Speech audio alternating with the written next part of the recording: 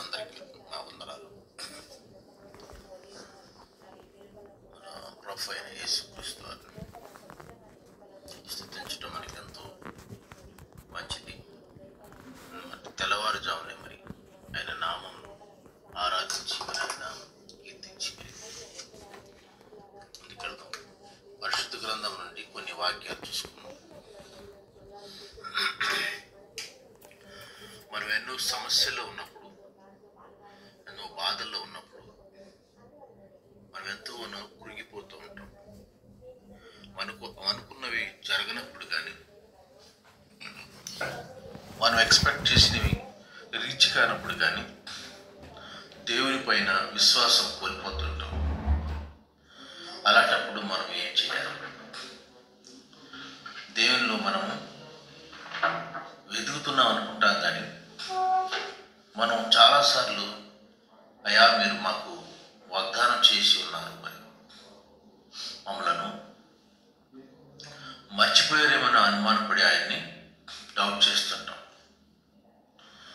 మన దేవుడు వాగ్దానం చేసి మర్చిపోయినటువంటి వాడు. మనకి అందరికీ తెలిసిన విషయమే. మరి ఆదికాండం 41వ అధ్యాయంలో జోసెఫ్ గారు మరి చూడండి, రాత్రంతా ఆయన జైల్లో ఉంటాడు. తెల్లవారేసరికి మరి ఆయన జీవితం ఒక మంచి అధికారిగా దీవించబడతాడు. మనకి అందరికి తెలిసిందే. ఎంతగానో మరి ఆయన శోధించబడతాడు, కృంగిపోతాడు. కానీ ఆయన మీద విశ్వాసం సనగలకుండా ఆయన ఎన్ని అడ్డంకులు వచ్చినా కానీ మరి ఎదురు తిరగకుండా దేవుని తట్టు చూస్తూ ఉంటాడు. అదేవిధంగా మనం చూస్తే ఎన్నో ఎగ్జాంపుల్స్ ఉన్నాయి బైబిల్లో చూస్తే. మరి షడ్రక్ మేషక్ అబేద్నెగోలు కూడా రాజు యొక్క ఆజ్ఞను ధిక్కరించి మరి ఆయనకి మరి కృంగుదలలోకి పోకుండా విశ్వాసంతో మరి అగ్నిలో వేసినా కానీ మరి వాళ్ళు విశ్వాసంతో నిలబడి ఉన్నారు. వాళ్ళ విశ్వాసం సన్నగిల్లలేదు.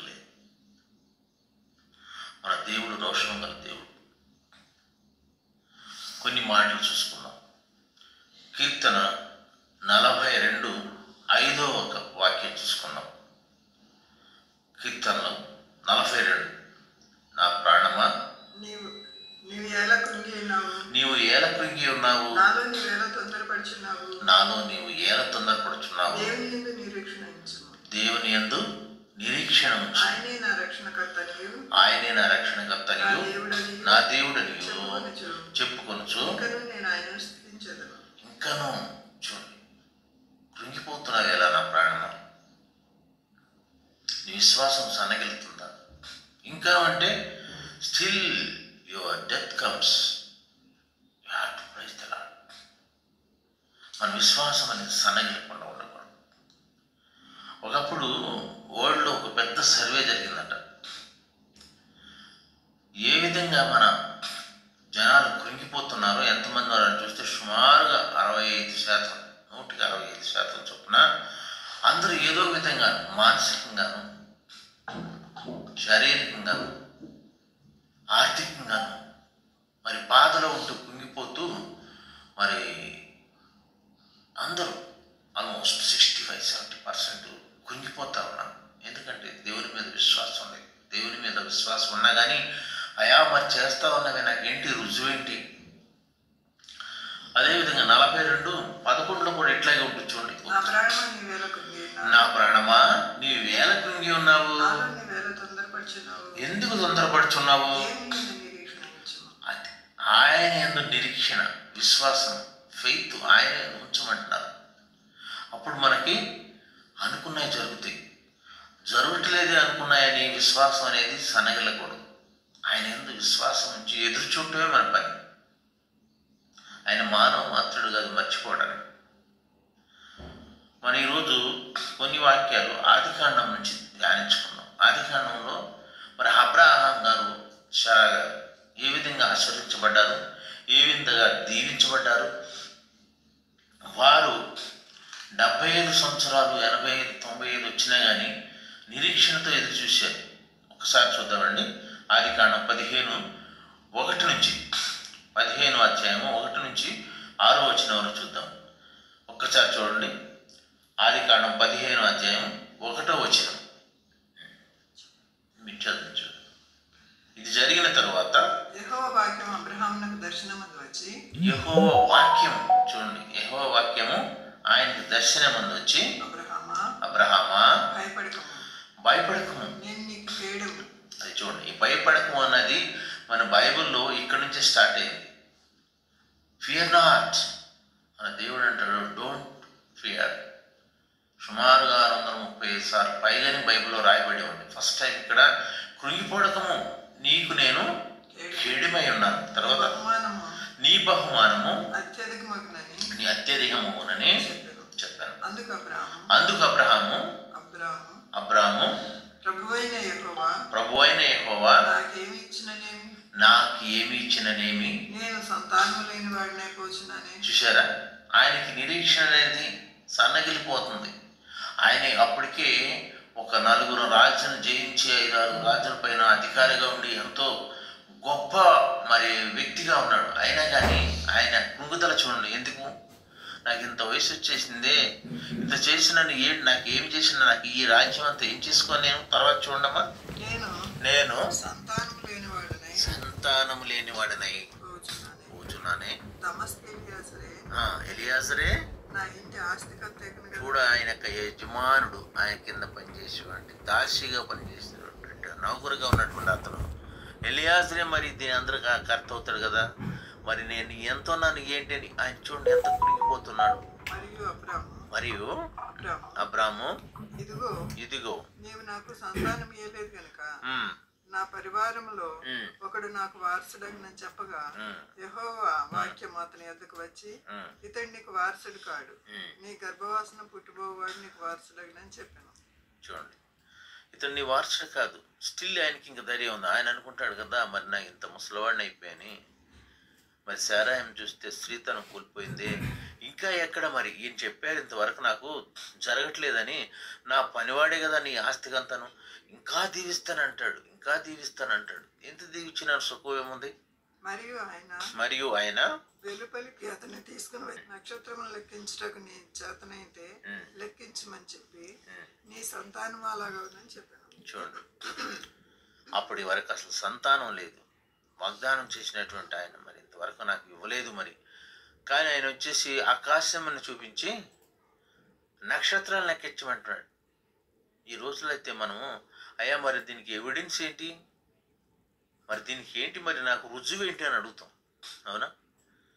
ఇంత అన్నారు, మరి ఇక్కడ అసలు నాకు ఒక బిడ్డ కూడా లేరే, నా సంతానము ఆకాశంలో ఉన్న నక్షత్రములే ఎదుగుతుందని మరి అంటారు కదా, దానికి రుజువు ఏంటి, నేనేం చేయను, ఇంకా మీరు మీద ఎలా నాకు విశ్వాసం ఉంటుందని ఆయన ఎంతగానో డౌట్ పడి, అప్పుడు ఆయన అంటాడు కదా, ఫియర్ ఒకలాంటి భయం వస్తుంది, ఎమోషన్, భావోద్వేగంలోకి కృంగిపోతూ ఉంటాడు. ఎవరికి చెప్పలేడు. కానీ అప్పటికే మరి కొన్ని రాజ్యాలను జయించాడు, ఎంతో ధనవంతుడయ్యాడు. ఆయనను ఆయన మనసులో కూర్చున్నప్పుడు ఆ భావోద్వేగం, ఆ ఎమోషన్, ఆ ఫీలింగ్స్ అనేవి తప్పకుండా వస్తూ ఉంటాయి. మన జీవితంలో కూడా చూడండి, ఎంతో ఆస్తి ఉంటుంది, డబ్బు ఉంటుంది, ఎన్ని ఉంటుంది, కానీ మన మనసులో అనుకున్నది జరగకపోతే ఆ యొక్క కృంగిదల, బాధ, ఎమోషన్ వస్తూనే ఉంటుంది. దానికి గాను ఒకటి, ఆయన్ని మీద విశ్వాసం సన్నగిల్లకూడదు, ఆయన మీద విశ్వాసం అనేది తగ్గిపోకూడదు. మనం అదే రకంగా ఆయన విశ్వాసాన్ని కొనసాగించాలి. మనం ఇంకా చూస్తే 6వ వచనం చూడు, అతడు యెహోవాను నమ్మెను, ఆయన అది అతనికి నీతిగా ఎంచెను. చూడండి, ఆయన నీతిమంతుడిగా ఎంచాడు. ఆయన యెహోవాను నమ్మాడు, నమ్మి ఇంకా ఎదురు చూస్తున్నాడు. ఇక్కడ కూడా ఆయన రుజువులు అడగలేదు. మనకు తెలిసిన విషయం ఎన్నో ఉన్నాయి. మరి సైతాను శోధించి యేసుక్రీస్తు వారిని కొండ మీద తీసుకెళ్ళిపోయి రాళ్లను రొట్టెలుగా చేసి తినమంటాడు. అప్పుడు ఆయన రాళ్ళను రొట్టెలు చేసుకుని తిన్నాడా? ఇక్కడి నుంచి దూకి మరి నువ్వు రక్షించుకో అంటాడు. ఆయన తెలుసు ఆయన రక్షకుడు అని, దూకవసరం లేదని. ఇవన్నీ కూడాను చాలా క్లియర్గా రాయబడి ఉన్నది. ఆయన ఆ క్షణంలో మరి అలా చేయలేదు. ఆయన తెలుసు. ఆయన కూడాను మరి సిలువ వేసినప్పుడు కూడా చూసారా, ఒక ప్రక్కన ఉన్న దొంగ అంటాడు, మరి నీవు నిజంగా దేవుడు అయితే నిన్ను రక్షించుకుని మమ్మల్ని రక్షించిన ఆయన అంటాడు. రుజువు అడుగుతాడు. కానీ విశ్వాసం ఉన్న ఇంకొక ప్రక్కన ఉన్న దొంగ ఏమంటాడు, అయ్యా నీ రాజ్యం వచ్చినప్పుడు నన్ను కూడా జ్ఞాపకం చేసుకో. అది విశ్వాసం. విశ్వాసం సన్నగిలిపోతుందా? కృంగిదల్లోకి వెళ్ళిపోతున్నావా? నువ్వు దేవుని తట్టు చూడు, ఆయన మీద నమ్మకం ఉంచు. ఈ విశ్వాసం గురించి చెప్పాలంటే మనకి ఎంతగానో చక్కగా హెబ్రీయులకు రాసిన 11వ అధ్యాయంలో ఉంటుంది. 1వ వచనం చూడండి. విశ్వాసం అనేది నిరీక్షింపబడు వాటి యొక్క నిజస్వరూపం. మనం నిరీక్షించాలి, వెయిట్ చేయాలి. తర్వాత లేనివి ఉన్నట్టుగా రుజువు అవుతున్నవి. చూడండి, మరి మన విశ్వాసం అనేది అది నిరీక్షించాలి, వెయిట్ చేయాలి, వెయిట్ చేయాలి, వెయిట్ చేయాలి, వెయిట్ చేయాలి. చూడండి, ఒక ఎగ్లో నుంచి చికెన్, చిన్న కోడిపిల్ల రావాలంటే మన విశ్వాసం ఉండాలి. ఆ 21 days మనము నిరీక్షించి చూడాలి. 21 days కాకముందే దాన్ని పగలగొట్టి చూస్తే దానిలో మనకు అనుకున్నది కనిపించదు. ఆ నిరీక్షణ, నిజస్వరూపం చూడాలంటే నిరీక్షణ అనేది కంపల్సరీ కావాలి. అలాగే మనం నిరీక్షించి చూడాలి. ఈయన కూడా నిరీక్షణ లేదు, కృంగిపోతున్నాడు.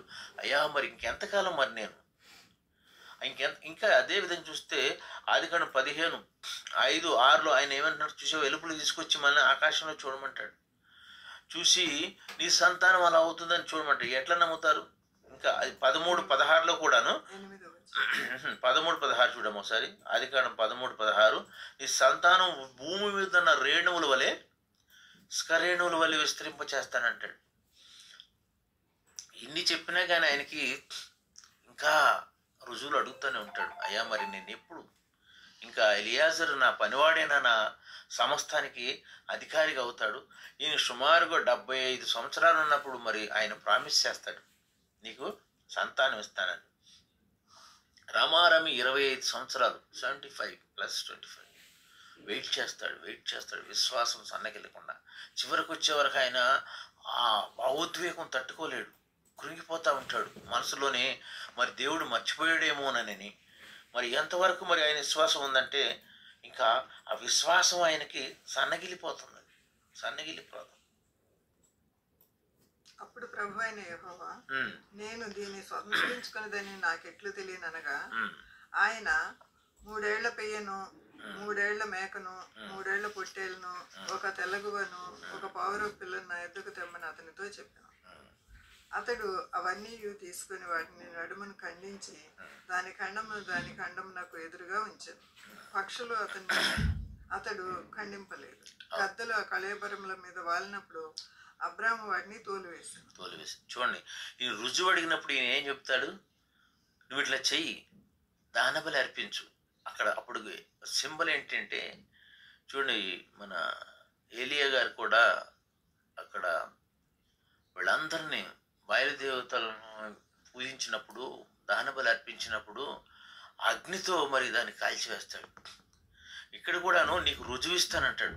ఆయన అప్పటి వరకు చూస్తాడు, అబ్రహాం గారు ఆ కళేభరాల మీద ఆయన అగ్నితో వస్తాడేమో అని చూసి గ్రద్దలు అవన్నీ వాలకుండా అంటే తోలుతూ ఉంటాడు. చివరికి వచ్చే వరకు సాయంత్రం అయింది, రాత్రి అయిపోతుంది, నిద్రపోతాడు. చూడమ్మా, అది ఉంటుంది లాస్ట్లో.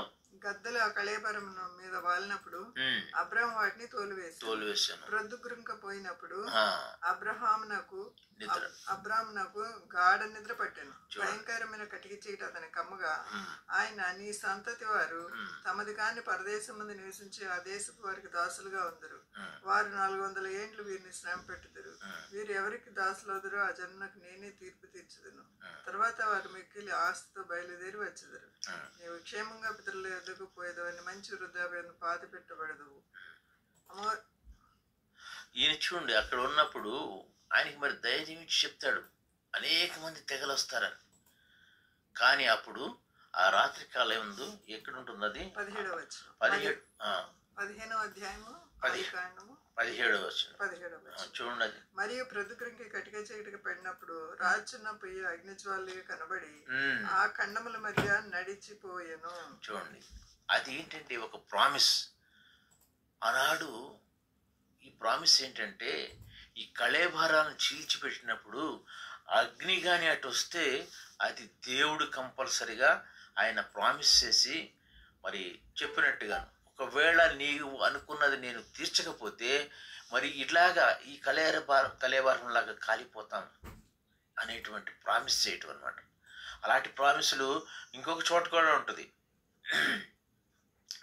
మన ఇక్కడ రోమియోలకు రాసిందన్నమా, ఇక్కడ కూడా ఏమని ఉంటుంది, ఈ దూడను చీల్చి ఇట్లా వేసినప్పుడు వాటి మధ్యగా అగ్ని వచ్చి కాల్చేస్తుంది. ఈ ప్రామిస్ ఎలా ఉంటుందంటే, ఈ దేవుడిది నీవు విశ్వాసానికి మరి రుజువులు అడుగుతున్నావు కాబట్టి ఈ మాదిరిగా మరి ఈ యొక్క అగ్ని ఎలా అయితే దహించేస్తుందో ఆ విధంగా ఈ యొక్క ప్రామిస్ చేసినటువంటి ఆయన ఆ ప్రామిస్ని తీర్చకపోతే అలా అయిపోతాడని మరి ఎంతగానో మరి చూడండి, మన ఏలీ గారు కూడా ఎక్కడండి అంతమంది చంపినప్పుడు మరి ఆ పర్వతం నుంచి ఎక్కినప్పుడు ఈ రాణి ఆమెను బెదిరించినప్పుడు ఈయన బద్రీ వృక్షం దగ్గరకు వచ్చేసి ఏమంటాడు, వణికిపోతూ ఉంటాడు.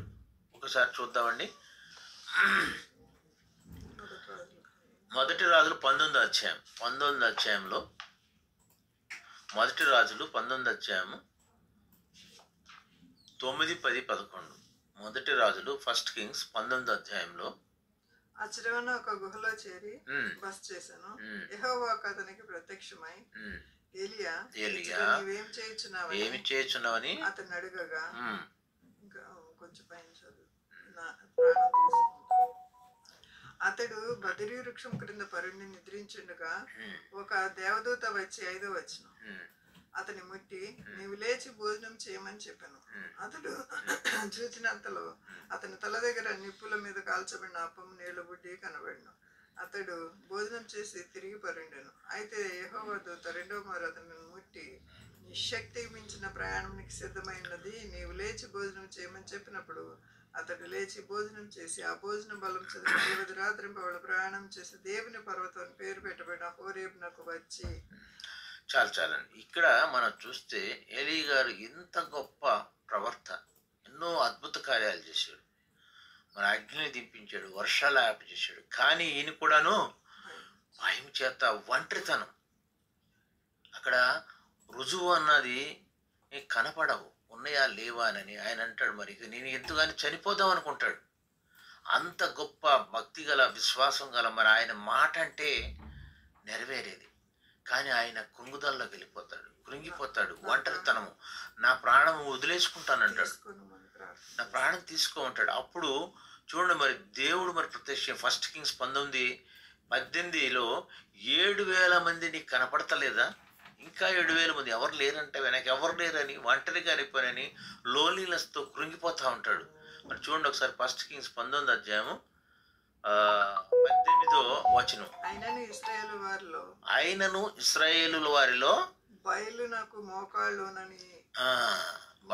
బయలు దేవతకి మోకాళ్ళు వంచనటువంటి వాళ్ళు ఇంకాను 7,000 మంది నాకు ఉన్నారు. 7,000 మంది ఉన్నారు. చూడండి, ఎందుకు భయపడిపోతున్నాం. ఈయన యొక్క మరి పనివాడిని కూడా నా దగ్గర వద్దు వెళ్ళిపోవనని ఆయన పంపించేస్తాడు. ఆ డిప్రెషన్లోకి వెళ్ళిపోతాడు, కృంగుదల్లోకి వెళ్ళిపోతాడు. దేవుడు కాపాడతాడు అనేటువంటిది మర్చిపోయి విశ్వాసం సన్నగిలిపోయి మరి రుజువుల కోసం చూసి ఇంకెందుకు నేను బ్రతకాలి, నా ప్రాణం తీసుకోనంటాడు. చూడండి, అంతటి గొప్ప మరి ప్రవర్త మరి ఏమంటాడు, నా ప్రాణం. ఇంకా మనం చూస్తే దానియేలు 6వ అధ్యాయము 10వ వచనంలో అతడు తన ఇంటి వైపు వెళ్ళి, ఆ శాసనం వచ్చిన తర్వాత ఇంటి వైపు వెళ్ళి మోకాళ్ళలోని 3 టైమ్స్ మరి ప్రార్థన చేస్తాడు. ఆయనకి విశ్వాసం సన్నగిల్లలేదు, ఆయనకి ప్రగాఢమైన విశ్వాసం ఉంది. అయ్యా ఇలా చేస్తాను, నన్ను ఎలా రక్షిస్తామని ఆయన రుజువు అడగలేదు. కానీ ఇక్కడ అబ్రహాం గారు విశ్వాసం సన్నగిలిపోయింది. ఇంకా ఇంకా ఆశీర్వదిస్తానంటున్నావా ప్రభువా, ఈ ఆస్తి కిందకి ఎవరు కడతాను, ఆ తర్వాత నా పనివాడు ఎలీయెజరేనా. మనం ఎన్నో చూస్తే ఎన్నో మరి రకరకాల ఎగ్జాంపుల్స్ ఉన్నాయి. మనం యెహెజ్కేలు 37వ అధ్యాయంలో కూడా చూస్తే ఎండిన ఎముకలను మహాసైన్యంగా చేస్తానంటాడు ఆయన. ఆయన అంత గొప్ప శక్తివంతం గలవాడు. ఎండిపోయిన ఎముకలు ఎవరన్నా నమ్ముతారండి? మరి చనిపోయినటువంటి లాజర్ని మరి 3 రోజులు పాతిపెట్టిన తర్వాత మరి లేపగలడు. అంత గొప్ప మరి శక్తివంతమైన అద్భుతాలు చేసేటువంటి గొప్ప తండ్రి ఉన్నాడు. కానీ ఇక్కడ మనం ఎలా ఉన్నాము? అలాంటి విశ్వాసం ఉన్నదా? మన విశ్వాసంలో మరి అయ్యా నువ్వు చేస్తావా లేదా నేను రుజువులు అడుగుతున్నామా? ఇక్కడ శారమ్మ గారు కూడాను, ఆమె నాకు స్త్రీతనం కుంగిపోయింది, నేను ఇంకెలా మరి సంతానం ఇవ్వగలము? ఆమె కూడా డౌట్ పడిపోయి మరి ఈ పని అయినటువంటి ఆగర్తో వెళ్ళమని చెప్తుంది. ఆగర్ మరి ఒక ఇస్మాయిల్ని ఇచ్చిన తర్వాత కూడాను ఆమెను పంపించేసేటప్పుడు అప్పుడు ఆదికాండం 21:16 అధ్యాయంలో చూస్తే ఆగరు కృంగిపోతుంది. ఎందుకంటే ఆమె అక్కడికి వెళ్ళిపోతుంది. ఒకసారి చూడండి, ఆదికాండము 21:16-17లో మరి ఆమె కూడాను ప్రత్యక్ష సాక్ష్యం కొరకు ఎదురు చూడలేదు. వెళ్ళిపోమన్నప్పుడు వెళ్ళిపోతుంది ఒంటరిగా కొడుకుని తీసుకుని. ఆదికాండము 21:16. ఈ పిల్లవాని చావు నేను చూడలేను. ఈ పిల్లవాని ఎవరంటే ఇస్మాయిల్ని తీసుకుని ఇస్మాయిల్ చావు నేను చూడలేదని అనుకుని ఇంటివేత దూరం వెళ్ళి అతనికి ఎదురుగా కూర్చుండే. ఆమె ఎదురుగా కూర్చుండి ఎలుగెత్తి ఏడ్చింది. చూడండి, ఆమె ఏడ్చుంది, కుంగిపోతుంది. మరి నేను ఏం చేయను, నాకు దిక్కులేదని. అప్పటి వరకు ఉన్నటువంటి భర్తకు అబ్రహాం గారు పంపించేస్తాడు. ఎందుకంటే శారా మాట వింటాడు. ఇక్కడికి వెళ్ళినప్పుడు వచ్చేసి మరి అక్కడ ఎడారిలో నీళ్ళు లేవు తాగుటకి. ఆమె ఎలుగెత్తి ఏడ్చి మొర పెడుతుంది. ఆమె మొర ఆలకించి ఆయన మొర 17 అధ్యాయం చూడడం 17వ వచనంలో ఏముంటుంది? దేవుడు ఆ చిన్నవాని మొరని అప్పుడు దేవుని దూత ఆకాశం నుండి హాగర్ని పిలిచి, హాగరు నీకేం వచ్చినది? భయపడకము. ఆ చిన్నవాడు ఉన్న చోటు దేవుడు వాని స్వరం విని ఉన్నాడు. నీవు లేచి ఆ చిన్నవాడిని లేవనెత్తి నీ చేత పట్టుకొను. వాని గొప్ప అట్లాంటి విశ్వాసం. ఆమె సన్నగిలిపోయి అందరూ కూడా రోదనలోకి వెళ్ళిపోయి కృంగిపోతారు. ఇక నా పని అయిపోయింది, మా వల్ల కాదు, మేమేమి చేయలేము అని మనం ఎవిడెన్స్ కోసం చూడకుండా, ప్రత్యక్ష సాక్ష్యం కోసం చూడకుండా కళ్ళు మూసుకొని మరి కనిపించిన వాటిని ఉన్నాయని అనుకోవటం. ఇక్కడ మనం చూసాం కదండి, ఏప్రిల్లో చూసాం 11వ అధ్యాయం. విశ్వాసం అనేది నిరీక్షింపబడే వాటి యొక్క నిజస్వరూపం, అదృశ్యమని. చూడండి, మనకు కనిపించని కూడా ఆయన కనిపించేలాగా చేస్తారు. అంత గొప్ప దేవుడు ఆయన, అంత గొప్ప మరి మా దేవుడిని మనం కలిగి ఉన్నాం. మనం రుజువులనే అడగకూడదు. విశ్వాసం అనేది విశ్వాసం. ఇంకొకసారి రోమా 4:17 ఒకసారి చూడము. రుజువులు ఆధారాలు వెతికే వారికి కృంగుదల. నువ్వు రుజువులు అడుగుతున్నావంటే నీ విశ్వాసము సన్నగిలిపోతుందని. తాను విశ్వసించిన దేవుని ఎదుట అనగా మృతులను సజీవులుగా చేయవాడును. మన దేవుడు ఎవరండి? మృతులను సజీవులుగా మనకు చూసాం, లాజరును చూసాం. ఎంతమంది మరి ఎండిని ఎముకలను మహాసైన్యం చేసేటువంటి గొప్ప దేవుడు. మృతులను సజీవులుగా చేయవాడును, లేని వాటిని ఉన్నట్టుగా పిలుచువాడునై ఉన్నాడు. దేవుని ఎదుట అతడు మనకందరికీ తండ్రి ఉన్నాడని ఇందును గూర్చి నేను అనేక జనములకు తండ్రిగా నియమించినట్టు రాయబడి ఉన్నది. నీ సంతానం ఇలా ఉందని చెప్పిన దాన్ని బట్టి తాను అనేక జనములకు తండ్రి అగినట్లు నిరీక్షణకు ఆధారం లేనప్పుడు. చూడండి, ఇక్కడ ఆధారాలని ఎతకూడదు మనం. నిరీక్షణకి ఆధారం అనేది ఎతుక్కోకుండా ఉన్నప్పుడు లేనప్పుడు అతడు నిరీక్షణ కలిగి నమ్మెను. చూడండి, మనం నమ్మాలి. మీ నమ్ముదలే, మీ విశ్వాసమే మరి మీ ఫెయితే మరి అది మిమ్మల్ని ముందుకు తీసుకెళ్తుంది. ఇంకా మనం ఎన్నో, ఇంకా అదే 25 వరకు చూస్తే ఇంకా చూడము ఒకసారి. ఎంతవరకు చూసావు? ఇంకా ముందు 18. మరియు అతడు విశ్వాసమునందు బలహీనుడు కాలేదు. ఆయన చూడండి, ఎప్పుడు రమారమిగా 100 ఏళ్ల వయసు అయినప్పుడు అప్పటికి తన శరీరము మృతతుల్యమైనట్లును శారా గర్భము మృతతుల్యమైనట్టుగాను ఆలోచించను. కానీ అవిశ్వాసం వలన దేవుని వాగ్దానం గురించి సందేహింపక దేవుని మహిమపరిచి ఆయన వాగ్దానం చేసిన దాన్ని నెరవేర్చుటకు సమర్థుడని రూఢిగా విశ్వసించి విశ్వాసం వలన బలము పొందెను. చూడండి, విశ్వాసం వల్ల ఏమొస్తుంది? బలం. మన విశ్వాసమే మన బలం. విశ్వాసం అనేది సన్నగిలకుండా, విశ్వాసం అనే దానికి మరి రుజువులు అడగకుండా, జరుగుద్దా లేదని అనకుండా. చూడండి, విశ్వాసం అంటే ఇంకోటి గుర్తొస్తున్నాను. మరి యాక్ట్స్ 16:25లో పౌలు శీలలు గారు ఆయన జైల్లో ఉండి మరి ప్రార్థన చేస్తారు, పాటలు పాడతాడు. మరి వాళ్ళు ఏమన్నా మధ్యలోకి వెళ్ళిపోయారా? ఆనందం. చూడు, జైల్లో ఉంటే ఎవరన్నా పాటలు పాడతారా? మరి మరి ఇంకొక చూస్తే పేతురు గారిని జైల్లో పెట్టినప్పుడు అటు ఇటు జైలు బంట్రోతులు ఉంటే వాళ్ళ మధ్య నిద్రపోతూ ఉంటాడు హాయిగా. ఎందుకంటే ఆయనకున్నటువంటి నిరీక్షణ, ఆయనకున్నటువంటి విశ్వాసం అలాంటిది. దేవుడు నన్ను తీసుకెళ్తాడని. మరి సింహాల బోన్లో వేసినప్పుడు కూడా ఆయన చూడండి, మరి ఆయన నిరీక్షణ ఎలా ఉందో, ఆయన విశ్వాసం ఎలా ఉందో. సింహాల బోన్లో వేస్తే మరి సింహాలు తినకుండా ఉంటాయి. అగ్నిలో 7 రెట్లు మరి ఆ అగ్ని అప్పుడు ఆ రాజు మరి చేసి మరి అగ్నిలో షడ్రక్ మేషక్ అబేద్నెగోలు పడేసినప్పుడు అక్కడ పడేసినటువంటి వాళ్ళు చర్మాలు కాలిపోయినట్టు కానీ వీళ్ళు కాలేదు. ఎంత అద్భుతమైన దేవుడు అండి! వాడికి ఎంత అంటే గొప్ప నిరీక్షణ. నాకు ఒక ఎగ్జాంపుల్ గుర్తొస్తుంది. జరిగింది 2025 డిసెంబర్లో మరి సెంట్రల్ యుఎస్ఏలో అమెరికాలో ఒక మంచి ప్రవర్తన అంటే మంచి విశ్వాసి ఒక మేడము హెన్రీ డౌట్ అనేటువంటి ఆ ప్రసంగం చేస్తుంటే ఎంతగానో సేవ ఆశీర్వదించబడుతుంది, ఎంతగానో రక్షిస్తుంది, ఎన్నో పాపులను మరి సేవ చేస్తుంది. ఆమె విశ్వాసం ఎంత గొప్పదంటే ఎంతో మరి ఆమె ఒంటరిగా ఉన్నా కానీ బలమైన సేవ చేస్తూ ఉంటుంది. అలాంటప్పుడు ఒక విశ్వాసి ఒక మెయిల్ పంపిస్తారు. ఎప్పుడండి అది? 26 డిసెంబర్ 2015లో ఏమని పంపిస్తే, అమ్మ నేను మీ చేసే సేవకు మిమ్మల్ని ఎంతగానో ఇంప్రెస్ అయిపోయి మీకు ఒక బహుమానం పంపించాలనుకుంటున్నాము అని అంటే సరేనంటదా. ఆయన ఏం చేస్తారంటే ఒక కంటైనర్లో 2015లో పంపిస్తారు. అప్పుడు ఎంత పెద్ద కంటైనర్ అంటే షిప్ ద్వారా వెళ్ళాలి. మరి ఆ షిప్ రావటము ఏ విధంగా లేట్ అవుతుందో తెలియదు, కానీ అది చివరికి వచ్చేసే వరకు మరి డిసెంబర్ 2019 మన కోవిడ్స్ టైంలోకి మనకి అప్పుడు వస్తుంది. వచ్చినప్పుడు మరి కస్టమ్స్ అధికారులు దాన్ని సీల్ చేసేసి మరి దాన్ని పక్కన పెట్టేస్తారు. అయినా కానీ ఆమె ప్రార్థన చేస్తున్నప్పుడు మరి జరిగిపోతుంది. 2020 కూడా వచ్చేసింది. జనవరి ఫిబ్రవరి అయిన తర్వాత మరొక మెయిల్ వస్తుందమ్మా, కస్టమ్స్ అధికారిని కంటైనర్ తీసుకెళ్ళమంటే ఆ కంటైనర్ తీసుకొని ఓపెన్ చేస్తే అందులోనూ మరి దేవుడు చూడండి మరి ఆయన ఏర్పాటు ఎంతకాలం నిరీక్షించింది.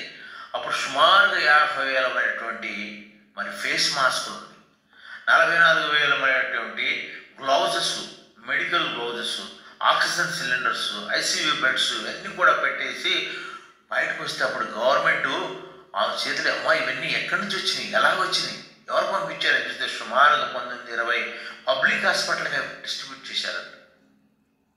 చూడండి ఆ విశ్వాసం ఎంత గొప్పదో. మరి దేవుడికి తెలుసండి మరి ఎప్పుడో 2015లో అంటే సుమారుగాను 6 సంవత్సరాలకు ముందుగానే ప్లాన్ వేసుకుని ఆయన ప్లాన్లు మనకి అంత చెక్కవు, ఆయన యొక్క ఆలోచన మనకి అంత చెక్కవు.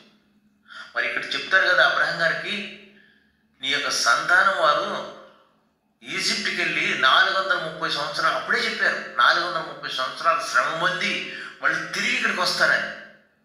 మనం చూడలేదా? యాకోబు కూడా చనిపోయిన తర్వాత నా యొక్క ఎముకలను తీసుకెళ్ళి ఇక్కడ మరి ఎక్కడ అబ్రహాం శారా గారు పాతిపెట్టినట్టు స్థలంలో తీసుకెళ్ళి పాతిపెట్టమంటారు. అందుకనే ప్రియమైన సహోదరుడా, మన విశ్వాసానికి మనం రుజువులు ఎత్తుకోకుండా, మన విశ్వాసంలో మనం సన్నగిలకుండా, మన విశ్వాసం తగ్గించకుండా, మన ఆయన తట్టు చూస్తూ ఆయన మీద మనం నమ్మకం అనేది బొమ్ము కాకుండా ఎదురు చూస్తే మనలో ఉన్నటువంటి కృంగుదల పోతుంది, మనలో ఉన్నటువంటి ఆ యొక్క ఎమోషనల్ సంబంధించినటువంటి ఫీలింగ్స్ పోతుంది.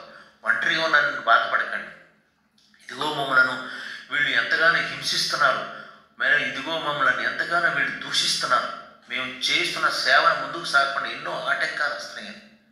మరి కృంగుదల్లో వెళ్ళకండి, నిరసించిపోకండి, ఒంటరైపోయేమని బాధపడకండి. ఆయన మరి చూడండి ఆఖరి మరి ఆరిలో ఉన్నప్పుడు ఒంటరిగా ఉంది ఆడకూతురు, మరి ఆయన మాట వినలేదా? ప్రార్థన చేద్దాం, విశ్వాసం అనేది కాపాడుకుందాం, మన ఫెయిత్ను తగ్గించుకొని చూసుకుందాం. ఇట్లాగే మన అబ్రహాము మరి ఈయన ఫాదర్ ఆఫ్ ఫెయిత్ అంటారు. అలాంటి ఆయనే మరి ఆయన విశ్వాసంలో సన్నగిలిపోయాడు. అయినా కానీ ఆయన ఎంతగాని ఆయన సంతానాన్ని విస్క్రేణువులుగా మన నక్షత్రాలుగా ఆశీర్వదించి దీవించినటువంటి గొప్ప తండ్రి. అలాంటి తండ్రిని మనం కలిగి ఉన్నాం. అలాంటి తండ్రిని మనం ఇంకా ఎదుగుదాం, మన విశ్వాసాన్ని సన్నగిలకుండా. ఈ కొన్ని మాటలు మరి మన దేవుడు దీవించిన గాక. చిన్న ప్రార్థన చేసుకుని ముగించుకున్నాం. మహాపరిశుద్ధుడైన మా పరలోకపు తండ్రి, జీవము గల దేవ తండ్రి, మాకు ఇచ్చినటువంటి మాటలను బట్టి వందనాలు, స్తోత్రాలు ప్రభువా. అయ్యా, మీరు ఈ మాట్లాడిన మాటలు మా హృదయంలో పనిచేయనట్లుగా, మా విశ్వాసం అనేది సన్నగిల్లకుండా ఉన్నట్లుగా, మా విశ్వాసానికి రుజువులు అడగకుండా నాయన మేము ముందుకు సాగటకు మమ్మల్ని ఆశీర్వదించమని, దీవించమని, కొద్ది మాటలు మరి మీరు ఆశీర్వదించి దీవించమని, అన్ని హృదయాల్లో పనిచేయనట్లు సహాయం చేయమని యేసుక్రీస్తు వారి అతి పరిశుద్ధ నామమున ప్రార్థించి వేడుకుంటున్నాము తండ్రి. ఆమేన్.